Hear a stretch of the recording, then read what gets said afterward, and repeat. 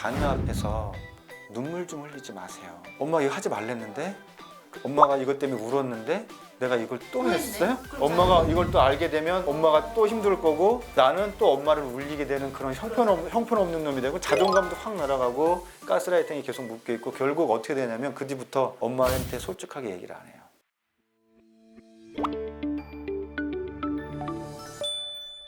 선생님 보시면 초등 아이의 심리에 관한 책을 굉장히 많이 쓰셨더라고요. 네.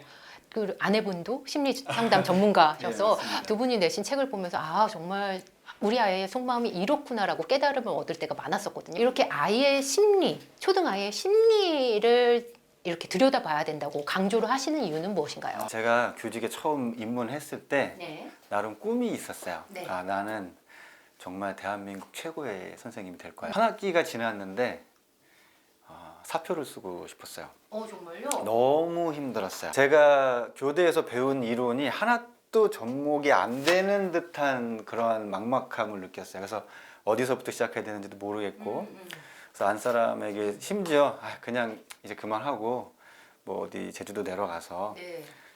그때 한참 뭐 게스트하우스 맞아요. 게스트 저런 그냥 생각 그냥 그래야 되겠다 했다가 한번 혼이 나고 당신 자신을 잘 봐. 왜 그런 건지. 우선 자신을 보라는 말에 이제 심리에 관심을 가지기 네. 시작했어요. 네. 그게 나를 보라는 말이었지만 사실 아이들을 제대로 봐라.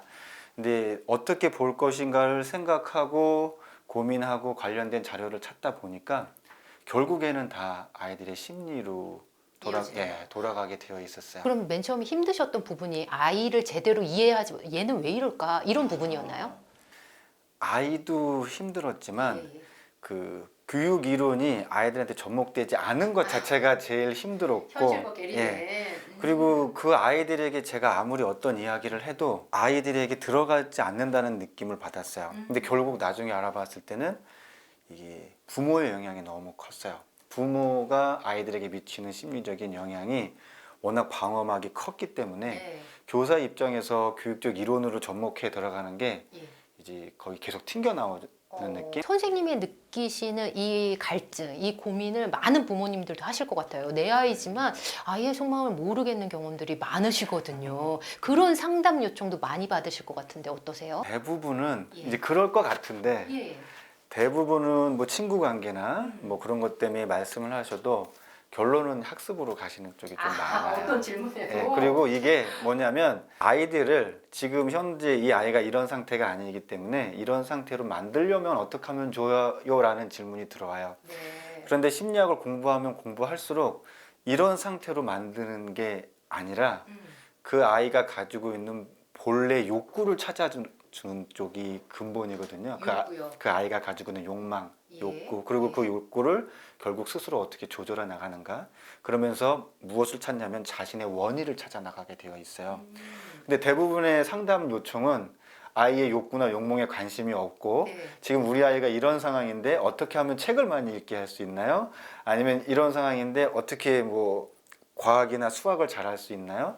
아니면 친구 관계에서 이런데 우리 아이가 좀 어떻게 리더를 할 수 있나요? 이렇게 이미 답을 정해놓고 그것에 대한 방식으로 상담이 들어오기 때문에 그럴 때는 사실 저도 표면적인 말씀밖에 못 드려요. 아이의 욕구나 욕망을 보기보다 어머님이나 아버님의 욕구로 접근을 하시네요. 지금 질문 드리는 게.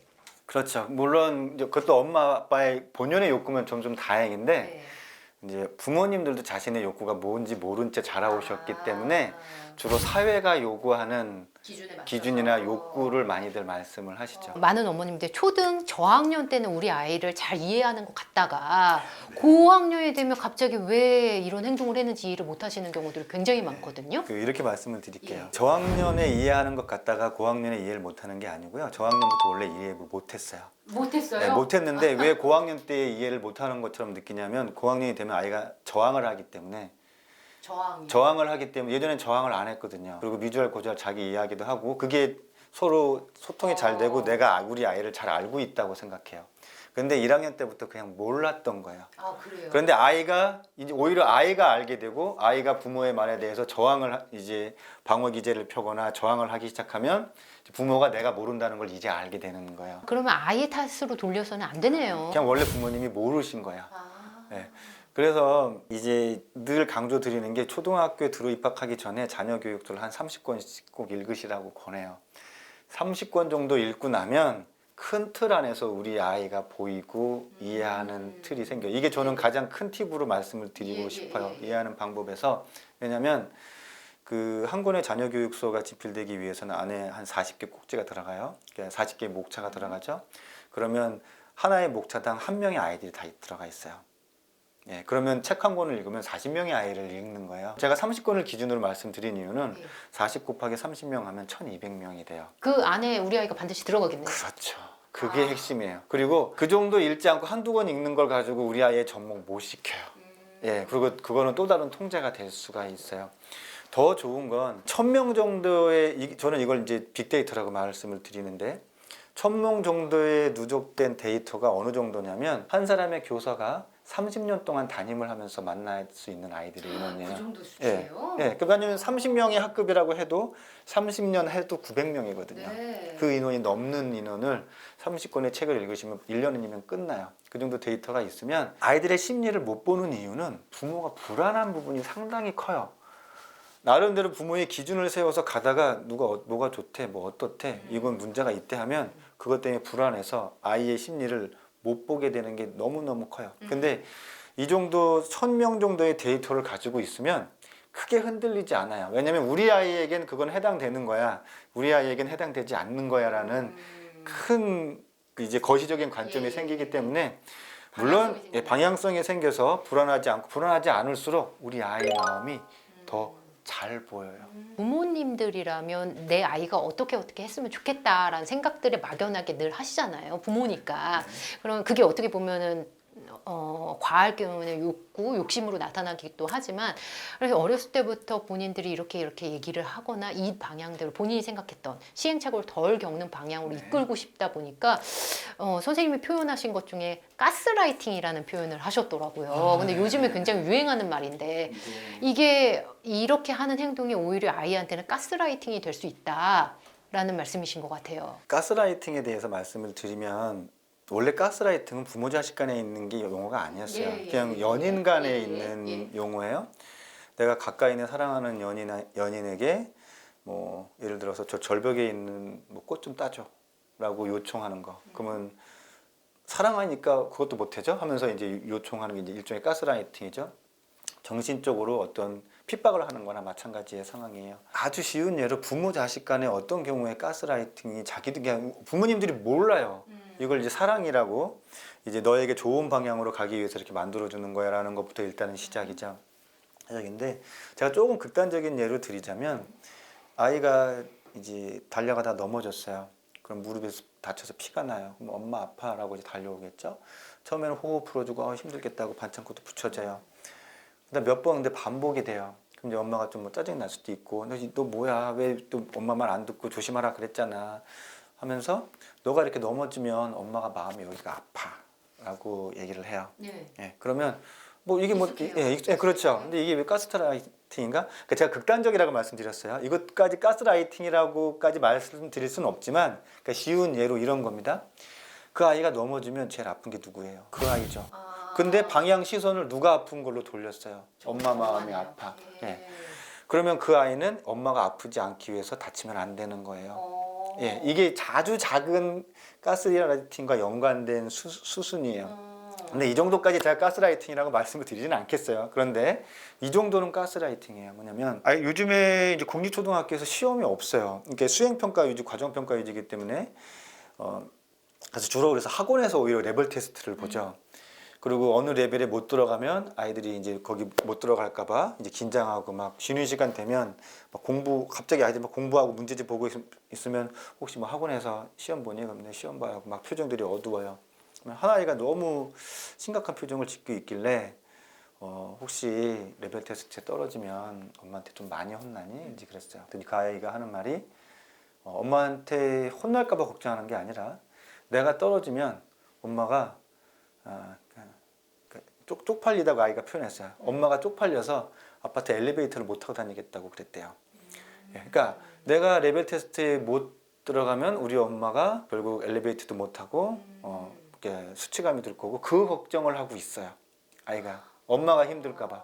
저는 이 정도라면 가스라이팅이라고 생각이 돼요. 본인 걱정. 사실은 레벨 테스트에서 떨어지면 진짜 아이들 간에도 서로 수치감을 느끼고 되게 부끄럽고 본인이 힘들어야 되는데 엄마가 힘들까봐 걱정을 하고 있는 거죠. 이 정도면 저는 가스라이팅이라고 말씀을 드려요.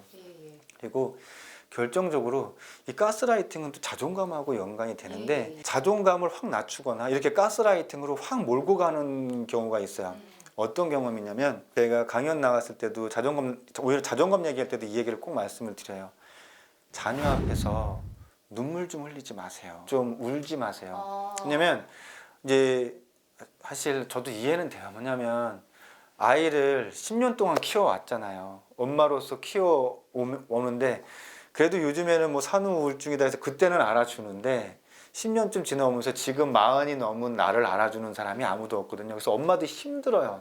감정적으로도 40대의 엄마들이 의외로 우울하거나 그런 데가 상당히 많아요. 알려지지 않았을 뿐. 감정적으로 힘든 그런 상황인데 아이가 고학년이 되고 사춘기가 되고 말이 안 듣고 학습도 힘든 것 같고 주변에서 또 그렇다고 나한테 관심 가져주는 사람도 없고 뭐 그 정도 가지고 힘드냐 그러고 지금쯤이면 또 직장을 나가야 되냐 그런 말도 듣고 아니면 또 직장생활을 해오시던 분들은 더더욱 힘든 상황이 되고 어느 순간 자기도 모르게 아이한테 이렇게 아이가 뭔가를 잘못하고 할 때 화를 내시지만 또 어떨 때는 웃으시는 분도 계셔요. 하면서 자기도 모르게 그냥 눈물을 흘리셔요. 그럼 아이가 그 모습을 보게 되죠. 그리고 막 혼내는데 대부분의 아이들이 엄마가 화를 내거나 뭐 할 때는 저항을 해도 엄마가 눈물을 흘리는 모습을 보면 어떻게 생각하나요? 엄마한테 미안하다 그래요. 그리고 내가 잘못했다고 그래요.